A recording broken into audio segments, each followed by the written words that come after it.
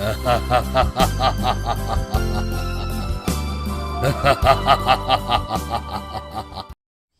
बार एक गांव में राज और नंदिनी नाम के पति और पत्नी रहते थे। दोनों एक दूसरे से काफी प्यार करते थे, लेकिन राज काम में काफी व्यस्त रहता था, जिसके कारण नंदिनी अक्सर उससे गुस्सा रहती थी। एक दिन, ये क्या है राज, जब देखो काम काम काम। अरे कभी मेरे लिए भी समय निकाल लिया करो। अरे नंदिनी, तुम नाराज क्यों होती हो? ये सारी मेहनत तो मैं तुम्हारे लिए ही कर रहा हूँ, ताकि हम लोगों का भविष्य सुरक्षित हो सके। वर्तमान का तो पता नहीं, चले हम भविष्य सुधारने। हाँ। अरे तुम नाराज मत हो, बोलो क्या करना है? क्या है तुम्हारे मन में? मन में तो बहुत कुछ है, लेकिन फिलहाल मुझे कहीं घूमने जाना है, लेके चलो ना। अरे नंदिनी, क्या घूमेंगे? इससे अच्छा है यहीं रहते हैं। बाहर जाएंगे एक तो पैसे भी खर्च होंगे और भीड़ भाड़ में मजा भी नहीं आएगा। ओहो, अब समझी। वारे कंजूसों के देवता, एक से एक कंजूस देखे, लेकिन तुमसे कंजूस नहीं देखा। मुझे कुछ नहीं पता, मुझे घूमने ले चलो, नहीं तो आज रात से तुम्हारा खाना पीना बंद, समझे? अरे नंदिनी, नहीं नहीं, ऐसा मत कहो। मेरी जान, बताओ तुम्हें कहाँ चलना है? जहाँ तुम बोलोगी वहीं चलेंगे। बस तुम्हारी खुशी से बढ़कर नहीं है पैसा। एक काम करो, तुम सोच के रखो जगह, मैं शाम को आता हूँ, फिर निर्णय करते हैं कि कहाँ जाना है। ऐसा कहकर राज वहाँ से चला जाता है और शाम को लौटता है। और कुछ सोचा तुमने, कहाँ जाना है? हाँ जी, एक काम करते हैं, शामपुर चलते हैं।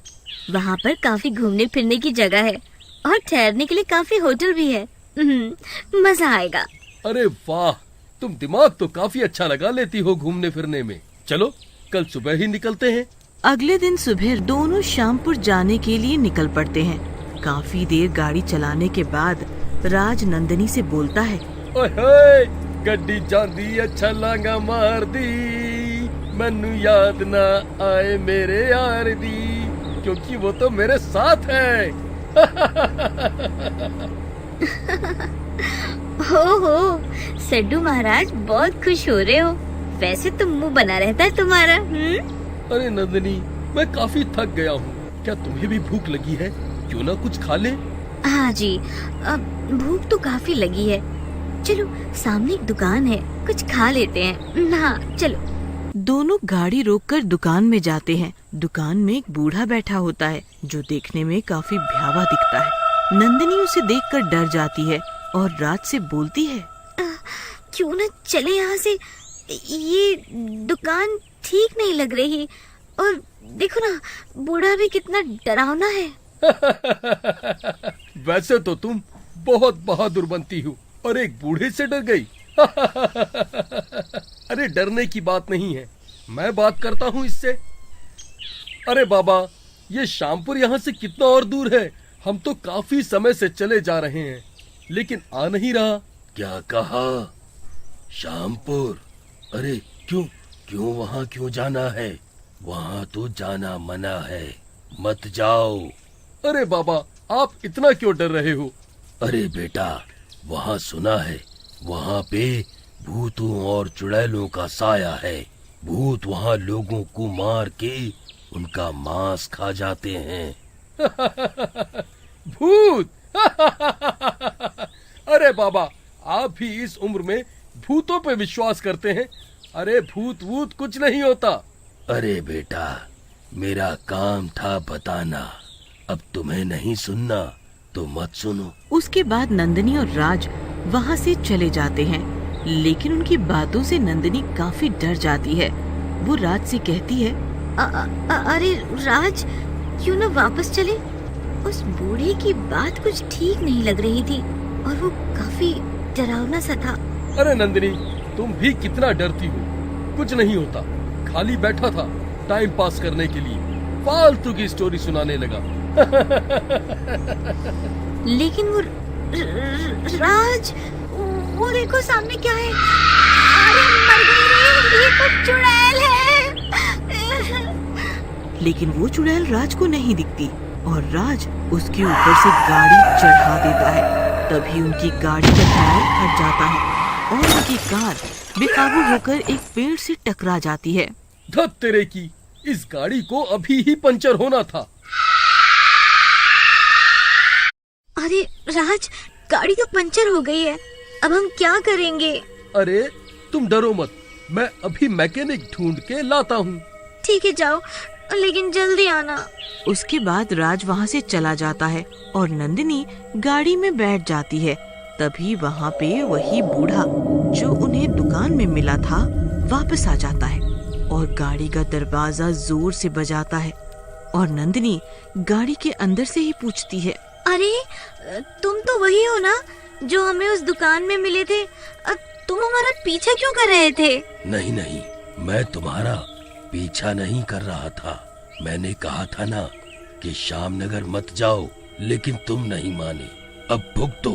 ऐसा कह के वो बूढ़ा वहाँ से गायब हो जाता है। नंदिनी यह सब देख के और भी ज्यादा घबरा जाती है। अरे ये राज कहाँ मर गया? अब तो शाम भी होने वाली है, एक काम भी ठीक से नहीं होता। तभी राज एक मैकेनिक को लेकर वहाँ आ जाता है। अरे कहाँ चले गए थे तुम? और मैकेनिक लाने में इतनी देर? पता है मैं कितना डर गई थी और यहाँ कितना डरावना माहौल है। अरे तुम डरो मत, अब तो मैकेनिक मिल गया है और गाड़ी अभी ठीक हो जाएगी। राज मैकेनिक से गाड़ी को चेक करने के लिए बोलता है। मैकेनिक गाड़ी चेक करना शुरू करता है। अरे देखो ना भैया, शायद ठीक हो जाए। अभी तो रात होने वाली है और हमें तो काफी दूर जाना है। थोड़ी देर बाद मैकेनिक बोलता है, अरे मैडम, अगर ठीक हो रही होती तो हम इसे ठीक नहीं कर देते। अरे वो तो ठीक है, लेकिन गाड़ी ठीक नहीं हुई तो हम आगे कैसे जाएंगे? यहाँ तो जंगल सा है और काफी देर से कोई गाड़ी भी नहीं दिख रही ताकि हम लिफ्ट ले सकें। अरे बाबूजी, वो बात तो ठीक है, लेकिन हम क्या करें? गाड़ी ठीक ही नहीं हो रही और हमें भी ठीक से नहीं दिख रहा। अरे यार, ये तो बहुत बड़ी समस्या हो गई। अब क्या करें? यहाँ तो कोई होटल भी नहीं होगा आसपास। वो तो है बाबूजी। अरे क्यों ना आप लोग आज रात मेरे यहाँ रुक जाओ। मैं रात में किसी और के साथ आके आपकी गाड़ी चेक कर लूंगा और सुबह तक ठीक कर दूंगा। अरे नहीं भैया, आप पे बोझ बढ़ेगा। नहीं, रहने दो। हम रात में गाड़ी में ही रुक जाते हैं। आप किसी को बुला लाओ। अरे नहीं मैडम, आप लोग चलिए, हमारे घर पूरा परिवार है, आप डरिए मत। फिर यहाँ जंगल है, जानवर भी आ सकते हैं। नहीं नहीं, आप दोनों हमारे साथ घर चलिए। राज नंदिनी को साइड में ले जाके समझाता है। अरे नंदिनी, चलते हैं। रात में यहाँ काफी खतरा है, जंगली जानवर भी हैं। फिर ये कह तो रहा है इसकी पूरी फैमिली है। देख लो राज, मुझे तो कुछ ठीक नहीं लग रहा। इस तरह राज नंदिनी को साथ चलने के लिए राजी कर लेता है और फिर तीनों लोग उस मैकेनिक के घर की तरफ चल देते हैं।